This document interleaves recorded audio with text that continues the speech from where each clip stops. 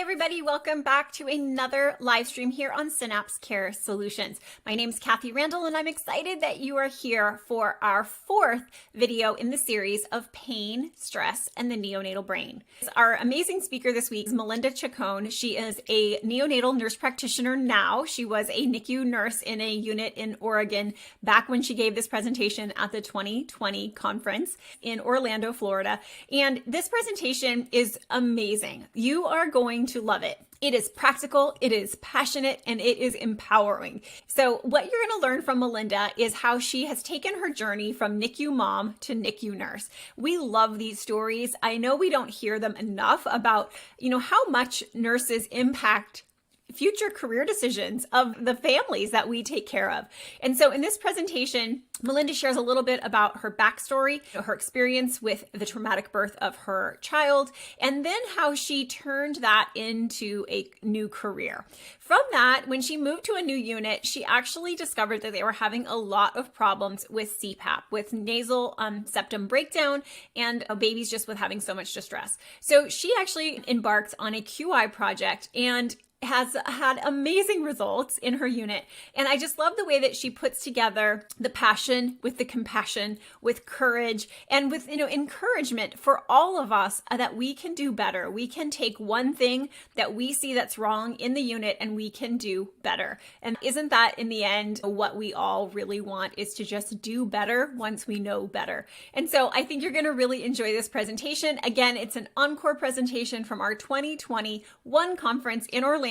If you'd like to get the slides and some other resources for this entire series of pain, stress, and the neonatal brain, then go ahead and scan the QR code right on the screen or click the link in the show notes below, and you can have access to our other replays, other resources, slides, and other exclusive presentations that we're not putting out on our YouTube channel. If you like presentations like this, go ahead and hit the like and subscribe button. It really helps out our channel and it helps us to bring you more free content.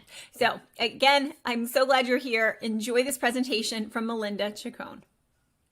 I will tell you a little bit about my story so you understand a little bit of why I'm so passionate about what I do.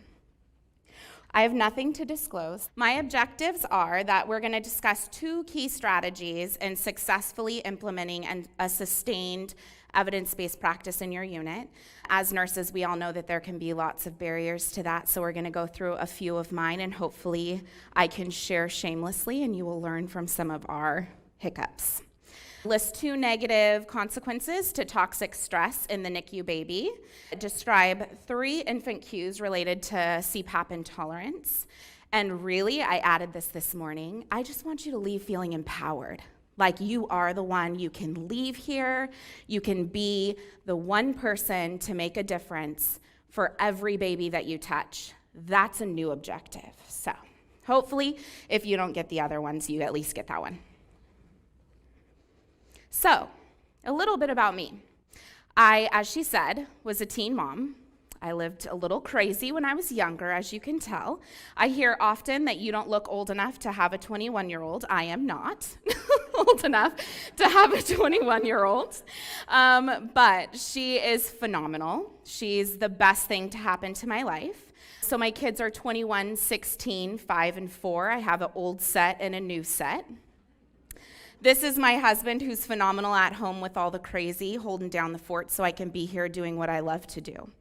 So that's a little bit about my family. But what I will tell you is that the most transformational moment in my life was the birth of my 16-year-old in 2003, Adriana. So that's this sweet little thing right here. Isn't she cute? A whole whopping 4'11" of her. So she was born really early, changed my entire whole life. So 26 weeks, 775 grams. So mommy had severe preeclampsia that quickly went into HELP syndrome early on in my pregnancy. I was really ill. It was super traumatizing for my entire family. I was an auntie. I was in the auntie land for a long time, for those of us who know that, for quite a few weeks on and off of magnesium. And they told me all the things like, if you have headaches, if you have blurred vision, if you see spots, if all these things, and I'm like, whatever, right? I'm 21 years old, laying in a bed, feeling miserable. And all I knew was that I had just gotten my second dose of betamethasone. And so I was holding out, right? What I'm so glad I didn't know. I didn't know then what I know now, because it was not the smartest option for me. Basically, I sat in the bed and I decided that I've got another 24 to 48 hours, right? So my husband enters the room and I'm literally sitting in my hospital bed, tripod style. And he's like, "What's wrong with you?" I'm like, "My head is killing me. I'm tired of being pregnant. I feel like I have elephantitis because my swelling was so bad. I can't breathe, and I'm just miserable. I need you to get me ice," because, of course, the magnesium was wearing off, but I was still having the internal summers. He goes to get me ice. He's super kind. He leaves. He comes back, and this dude comes in with an entire resident team, right? I'm at Dartmouth-Hitchcock, so you can imagine the people that entered my room. An entire team of people showed up, and I was like, "What did you do?" Right? What did you do?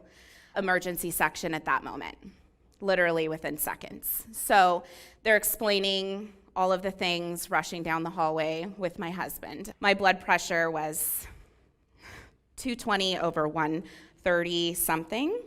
So they quickly rushed me back. And the trauma down that hall for myself and my family is unforgettable. And this is why I brought a tissue.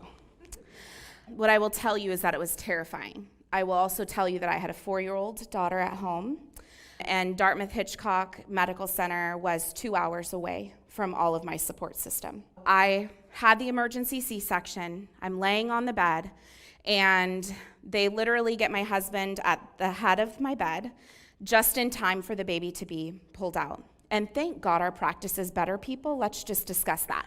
So I'm laying on the bed, and they hold this little 700-gram baby up in one hand in the frozen OR. 2003, right? We're so much better than that. So they hold this tiny baby up, and I remember my soul being crushed. There's no way that this baby is going to survive. It literally fit in my surgeon's hand. Like, I don't understand. This baby didn't make a peep. What is my life going to look like, and am I going to take a baby home? I don't know. And I don't remember anything else but spotty things for days. I had a Polaroid picture of my daughter for 3 days. That's all I had. And I went to the NICU and held her for the first time. And it was the best moment of my entire life. And then I became that mom real quick. I wanted to kangaroo all the time. You know, she was ventilated for a long time, intubated. And so I had just had the huge conversation with one of my doctors that said she has progressing bilateral grade 1s. We have to be super cautious with her, right? We don't want them to get worse. So these are all the things that we're doing. So that night, of course, being anxious, that night they went in, my night shift nurse went into my daughter's bed to do normal cares, scooped her up and went the preemie flip, right? One hand disconnected her from her vent, flipped her like a pancake, and I slapped my nurse's hand in the isolette. And I was like, "I need you to go away." And of course, we all know that she was doing the best she thought she could, but for me as a parent, just getting that horrifying conversation from a doctor, I was like, oh no, right? So here comes the charge nurse. "So I hear that we had a little bit of a situation. I think that you would do really good with primary nursing." I'm like, "Yeah, probably," right? So I ended up with a primary nurse. Her name was Jackie. Jackie, as we've heard from other people, was everything to me. And I mean my family, my friend, the only person I cried to, the only person that was there for me. Jackie was 100% everything to me. And so she didn't know that every day she came into work, she was inspiring me to be a better human. She didn't know that she was inspiring me to become a NICU nurse. And she didn't know that she sparked the flame in me to be a Jackie for every person I came in contact with. She had no idea. She just showed up and did her job. That's the beauty of what we do, right? Jackie's awesome. So now instead of the Barbaras of the world, like Mary Coughlin would say, the Barbaras, right? Now we have a Jackie that we can be a positive person, right? Then I moved my family across the country. Like many NICU families, I ended up separating from my husband, and so we got a divorce. So here I was finding myself, look at that. What was I thinking? I don't know. Nursing school, divorced with 2 kids, and I just knew this is what I want to do. I put all my eggs in the NICU basket as a nursing student. I was like, no, you don't understand. This is all I'm going to do for the rest of my life. So that's what I did. That's my story a little bit. So now I'm going to ask you quickly, what's your favorite part of being a NICU nurse? Shout them out. The babies. What else? Parent connection. What else? Oh, right? Like literally the heavens part when you hand a baby to their parents for the first time. Absolutely. Those are all the things that we love about our job, right? So now what I will tell you is that I had these 2 caps. I had the NICU mom cap and I had the nurse cap. So then what I found myself struggling with was, how in the world do I marry the 2 things and not go crazy on people all the time, right? Because what everybody's sense of normal was in the NICU was super traumatizing for me. I was living PTSD trying to become that Jackie, right? Alarms would go off, babies would cry, and I would have a visceral response. And I mean an autonomic response. My stomach would hurt, my knees would get shaky, I would get sweaty. It took me a long time, and I still have moments to this day in my career that I have moments where I have to remove myself for a minute and recenter myself and take myself out of that moment at my daughter's isolate bedside to this moment with this family for them. Still happens to me 16 years later. So we talk about the trauma in families. It's super important. So what I will tell you is that my transition was painful, but I found a team of people who taught me to lean into my trauma, to lean into to basically find my calm in discomfort. You have to figure out a way to use what you've learned to improve other people's experience. So how do you do that? First, fix your face. When I'm like, really? We're really gonna do that? Right? That's me. First, fix your face. Okay, I'm working on it, I promise. Then I decided, okay, I'm gonna move forward with intention and focus. I'm going to be intentional in every single thing that I do, in every decision I make in my career. And I'm gonna go forward knowing where I wanna go. So now I ask you, what are you finding is the most difficult thing about being a nurse, a NICU nurse? Call it out. We all know, we all share them. Huh? Trauma. What else? Let's talk logistics. Change all the time, and sometimes you just can't. How about staffing? How about budgets, productivity, administration and management differences? Yes, right? Unhappy parents, stressed out parents, traumatized parents. They bring their whole suitcase of trauma with them into the NICU, right? And they unpack it on all of us, right? That's the most difficult part. So now I will tell you that then I moved to be by my mom in Portland, Oregon, and I walked into a unit, and you know when you see a problem and you're like, whoo, how did this happen? How did we get here? That was what happened to me when I walked into my new unit.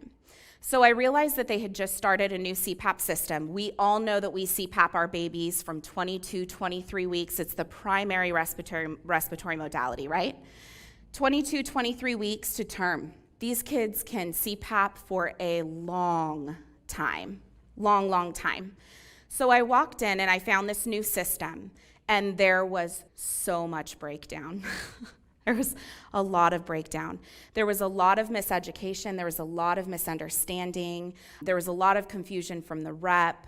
And so I came in having used this system where I came from for 8 years, and we had no breakdown. So I was like, oh my gosh, you guys, I'm this new nurse. They're gonna freaking hate me. This new person comes into your unit and was like, okay, so let's discuss how bad this is. This is not working, right? What do we need to do? So here's this new person that's timeout. Like, I can't just sit here and not say anything with these babies crying and with all these things happening. I have to do something, right? So I threw myself in, and I did not know. Let me just tell you, threw myself into this respiratory project that is now almost 3 years ongoing. As you can see here, lots of problems, so many angry babies, so much breakdown, no standardization, no guidelines, no really looking at the evidence, just listening to the manufacturer recommendations. What do we think about manufacturer recommendations as a NICU? Woo, it's hard sometimes, right? Because it's not always the right thing to do or what the evidence is showing us to do. So we went to work, and we did lit search after lit search after lit search over and over and over. And what we found was there was a ton of recommendations and almost nothing on how to implement it. How many of you have run into this problem? This is best practice. Okay, now what do we do with that? What do we do with that? So then we basically realized we had multifaceted issues, right? You have skin issues, you have intolerance issues, you have standardization issues, you have a lack of standardized interventions, and on top of that, let's just all discuss culture, right? The shift. Sometimes it's real painful. So as you can see, like many other people, PDSA cycles and more cycles. Jill will totally feel my pain when I say that too. So many, so many. So now, what I will say is the most important part of starting a QI project and to create a sustained and evidence-based practice change in your unit is to make sure that it's literature-driven, it's multidisciplinary. We had OT, PT, we had skin gurus, respiratory therapists, neonatologists, NNPs, nurses. We had everybody in on this project, and we created an entire CPAP bundle around what we felt needed to happen. And it has to be realistic. What I will tell you is that you should not ever marry your first idea because you will be devastated. Don't marry it. Have an idea of what your goal is, set the goal, and be prepared to change it as you go. It's a working goal, okay? So don't be frustrated and don't just give up. I want you to keep going, and I want you to keep trying. As this says, it doesn't matter how slowly you go as long as you don't stop. Right? You just keep plowing through. I'm going to blow through skin because we all know stress, toxic stress, if you have a wound anywhere, especially a place that you have a medical device all the time, do you think that's comfortable? No way, right? You're going to be stressed and anxious the entire time. So this is basically calling out, our team decided to say live green. We want everybody to be preventative. We want everybody to live green. Live green means a mild skin algorithm to basically show it was redness that didn't blanch. It is not open. The baby needs an interface break. So we gave them a break. We gave them standardized durations of breaks. Everyone spoke the same language. I initiated a mild algorithm. We'll reinstitute that interface in 12 hours if the redness dissipates, right? Moderate to severe is anything that's open. We wanted to keep it real simple. Staging probably would have thrown some of our people over the edge, right? Real simple, just to get people on board and understand the importance. Open areas, right? We created within our unit a skinny team, bunch of nurses that are specialists in skincare. And they go through, isn't that so cute? So smart, skinny team. So they would come through and they would look at all of our medical devices, all of our skin, head to toe. We pulled them in when you had a moderate to severe algorithm. We started utilizing the otoscope in the nasal mucosa, and we were finding far more breakdown than what we could initially see with a pin light. We were missing a lot of nasal mucosa breakdown in the back bottom shelves. And then we again gave standardized break times, and guess what we did? PDSA cycles, and more cycles. So here's this weird little subgroup of babies. They don't have breakdown. How many of you have seen this baby in your unit? Crying, angry on CPAP, being held and just can't collect their soul, right? They can't get it together. This baby is what I focused on so hard and had to fight for, this algorithm. So stressed on CPAP, these babies are not tolerating. right? We either can't get them to bubble, they won't stop crying, they have more and more spells, they're barfing all the time. It's that miserable CPAP baby that you're like, oh my gosh, what are we gonna do with this kid? They're gonna microaspirate, and then we're gonna have all these issues that are even bigger than just being angry. We have to do something, right? Isn't it our obligation to do something? If you see it and you know that chronic stress actually changes the brain, shouldn't we be intervening? It's a modality that they need. They have to have CPAP. It's not a choice, right? But can't we make it a little kinder and listen to the baby a little bit more? So that's what we did. We created the dialogue, and as you can see on here, that it leads to permanent structural and functional changes in the brain. So we intervened. We did standardized interventions. These are the long-term effects. And let me just touch base really quick on the brain structure and function portion before I move on.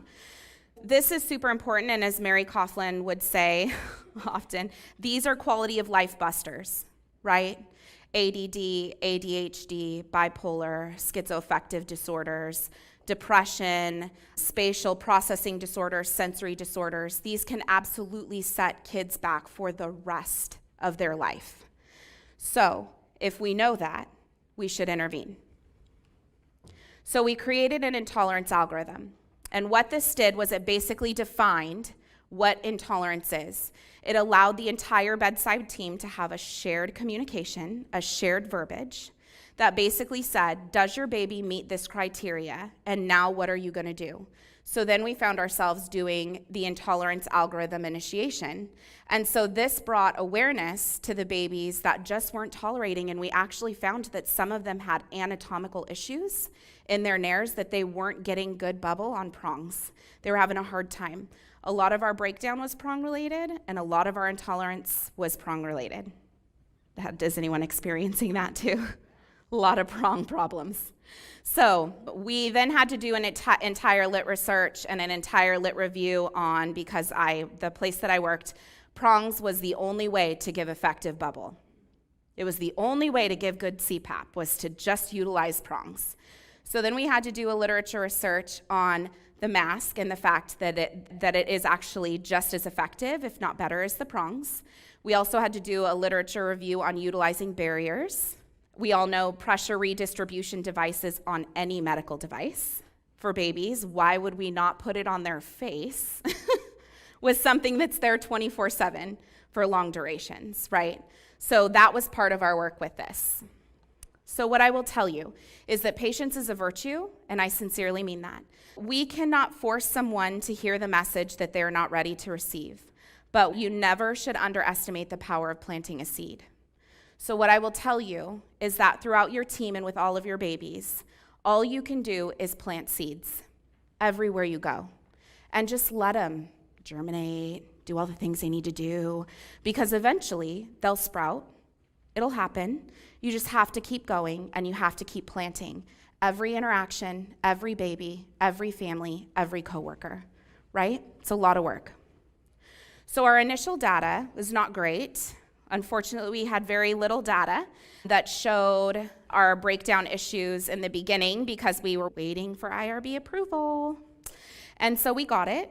And what we found was that 67% of our patients had some form of breakdown. And that varied from redness to open areas. What I will tell you is that a majority of these actually did have open areas in their nasal mucosa. From there, after the CPAP bundle rolled out, our breakdown is at about 2%. It's trending down. So 2% breakdown, and I will tell you, my team will tell you, that we rarely have open areas. The only open areas we have are typically in the nares. And as most of the nation, we struggle with our extremely low birth weight babies. Are we surprised by that? They're so hard to bubble for long durations, right? You're small kids. So great improvements. I'm so proud of our team for doing that. So what does this mean for you? What I'm asking you is to not be afraid to speak up, have a questioning attitude all the time, even if you're a brand new person on the unit, nobody knows you. Hey, so I think this maybe might not be a good idea, right? Ask questions. Don't be afraid to stick yourself out there and just question why we're doing what we're doing. That's how we improve everything that we do. I want to make sure that you understand that you want it to be evidence-based. It's super important to gather a team around you that will help you research and help you find the best practice. Find your tribe. When I say find your tribe, I mean sincerely find a tribe of like-minded people that will hold you accountable and that will hold you up and sometimes say the occasional F-bomb on side conversations when things aren't going well. Sometimes you just need your safe space to keep going. Don't be afraid to seek that.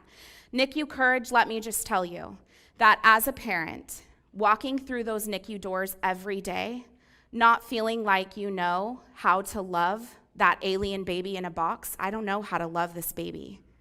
I don't know what to do with this baby. They're courageous every time they walk into the NICU. Every time they show their faces to us, it is courage. And when they don't show up, sometimes they need us to help them show up. Sometimes they need us to teach them how to love the alien baby in a box. Sometimes they just need you to love on them too. Find NICU Courage for yourself within your team, because if the families can do it every time they come, we should be doing the same thing. Stand strong. What I will ask you to do is I really encourage you to marry your compassion and your passion with your courage. Because when you do that, the advocacy that can come from you when you marry those two things together is one of the most powerful things that can happen for these babies for the rest of their life. I will ask you to not be afraid to be vulnerable. Don't be afraid to get up and say, I don't know what I'm doing, but I know that this doesn't feel right. Own that. That's okay. Openly discuss your goals. Always, always keep the patient and the baby at the center and the family at the center of everything that you do, because at the end of the day, they are absolutely taking their baby home. I took my baby home 4 pounds, 5 ounces on oxygen, on a boatload of medications, right? And it's really hard on them. That's just the start of their journey. We get to impact the start of their journey and the start of their development as a family and as a baby brain. So engage everyone around you to be a part of the solution, because that's how you spread the wildfire. That's how you spread the work that you do, is to engage others around you and start plucking. My team will tell you there's a lot of voluntelling from me. I volunteer people to do a lot of things. You want to do it, you're passionate, you can do it, so just do it. And I'm going to leave you with this because it's one of the favorite things that I say to you as I humbly stand here, not just as a passionate colleague and coworker for some of you, but I stand here as a NICU preemie mom who still struggles with depression in a 16-year-old, a child who walks on her tippy toes, a kid who will not eat certain things and probably will not. I ask you, as that person, if we know better, isn't it our obligation and our calling to do better? We have to, right? That's our job. So I'll leave you with this. To our NICU nurses, I can never thank you, and I mean all of you, I can never thank you enough for taking care of a piece of my heart when I had to leave it with you. And that's what our parents do every time that they leave our NICU. So that's it. Well, that takes us to the end of this presentation. Wasn't that amazing? I love how Melinda takes us right through, how she identified the problem, how she was able to gather a group of stakeholders in her unit, and then just make an impact, make a real change in her unit. She really did leave you with that last objective that she said is to just be the one. What is it in your unit that you see that needs change? Take Melinda's example and you can do this too. And remember, I loved her story about Nurse Jackie and how we just don't realize the impact we're having on families and even our coworkers around us every single day. So I hope you found this presentation from our ONE conference in 2020 down in Orlando. It was our last in-person event before the pandemic, and It was just fun to just see everybody there in the audience again, and just what an inspiring presentation. I hope you really enjoyed it. So if you'd like to get some additional resources related to this and other topics we have presented on toxic stress, an update on pain and research, and so much more, go ahead and click the link in the show notes below or scan the QR code here so that you can get access to all the exclusive extra resources that we've put together for you. Anyways, have a great week. We'll see you next week for the last in our series, Pain, Stress, and the Neonatal Brain. Go ahead, click the like and subscribe button, scan the QR code, as well as click the link in the show notes below, whatever is easier for you, and you can get access to all our exclusives. So I hope you have a great week. This is Kathy Randall.